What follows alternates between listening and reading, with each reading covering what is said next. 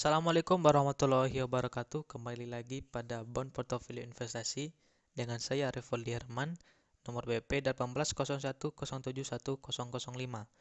Baiklah, pada kesempatan kali ini saya akan melanjutkan materi dari video sebelumnya mengenai durasi. Selamat menyaksikan. Yang pertama, durasi dan konveksitas yang dimodifikasi. Durasi Macaulay melihat sensitivitas obligasi terhadap perubahan tingkat bunga. Durasi yang dimodifikasi mengevaluasi dampak perubahan hasil pada harga durasi yang dimodifikasi. Dapat digunakan untuk memperkirakan perubahan harga obligasi. Mengingat perubahan kecil dalam hasil yang diperlukan, rumus durasi yang dimodifikasi adalah sebagai berikut.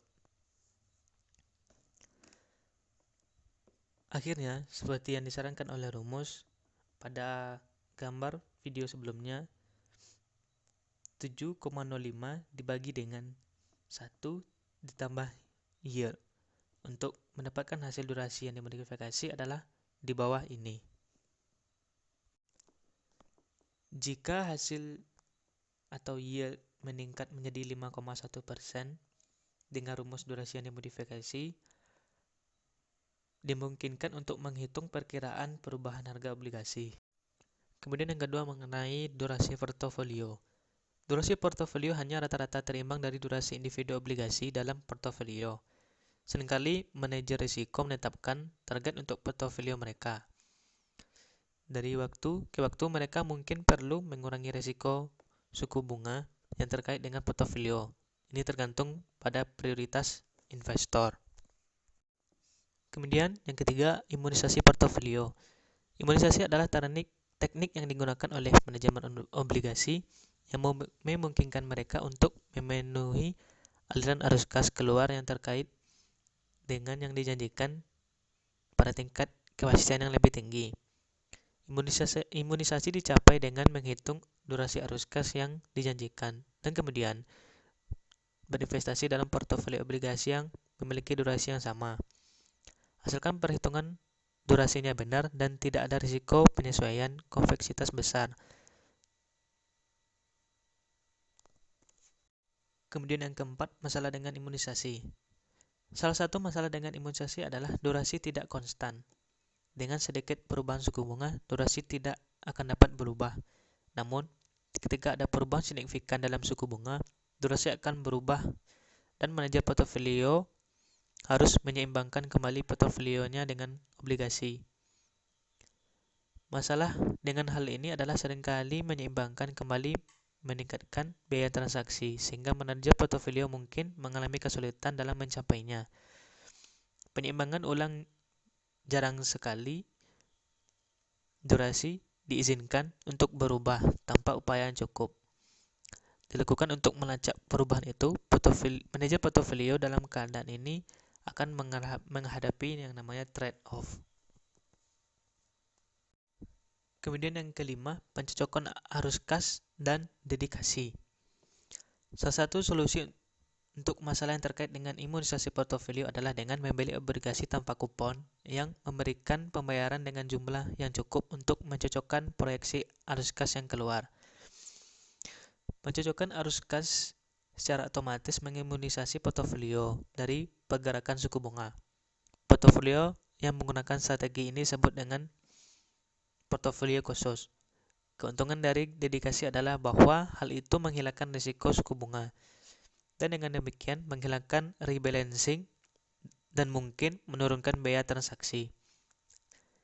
Namun, pencocokan arus kas memang menimbulkan beberapa kendala. Mungkin ada lebih banyak pembatasan pada proses pemilihan obligasi sehingga tidak mungkin untuk mendedikasi, hanya menggunakan obligasi underpriced. Juga portofolio yang dicocokkan pada arus kas diwajibkan untuk membayar arus kas abadi pendapatan sebagai dana pensiun. Dana tersebut harus dibeli ke sekuritas dengan jangka waktu yang berkisar ratusan tahun, dan surat berharga seperti itu tidak ada. Kemudian yang keenam adalah analisis cakrawala. Analisis cakrawala mempertimbangkan pengembalian obligasi selama cakrawala waktu tetap, karena pengaruh utama pada harga obligasi diasumsikan berubah. Dengan strategi ini, analisis atau manajer portofolio menilai apakah menurut mereka harga pasar saat ini lebih tinggi atau lebih rendah. Kemudian mereka dapat memecah pengembalian ke beberapa bagian dengan asumsi tidak ada perubahan. Setelah pengembalian obligasi alternatif telah dipertimbangkan selama beberapa jangka waktu, dengan hasil yang diharapkan, portofolio dapat disesuaikan dengan menukar harga obligasi yang terlalu mahal dengan obligasi yang harganya terlalu rendah. Kemudian yang ketujuh, pengukuran kinerja portofolio obligasi. Kinerja portofolio obligasi dapat diukur dengan menghitung excess return terhadap durasi relatif, di mana ukuran risiko adalah durasi. Adalah sebagai berikut rumusnya.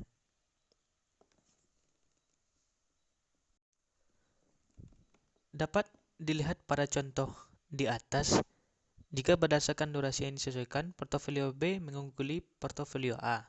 Perhatikan bahwa jika portofolio memiliki durasi yang sama dengan pasar, maka tidak ada penyesuaian yang dibuat untuk kelebihan pengembalian. Baik, sampai di sini dulu materi saat ini. Terima kasih telah menyaksikan. Mohon maaf atas kesalahan atau kekurangan. Assalamualaikum warahmatullahi wabarakatuh.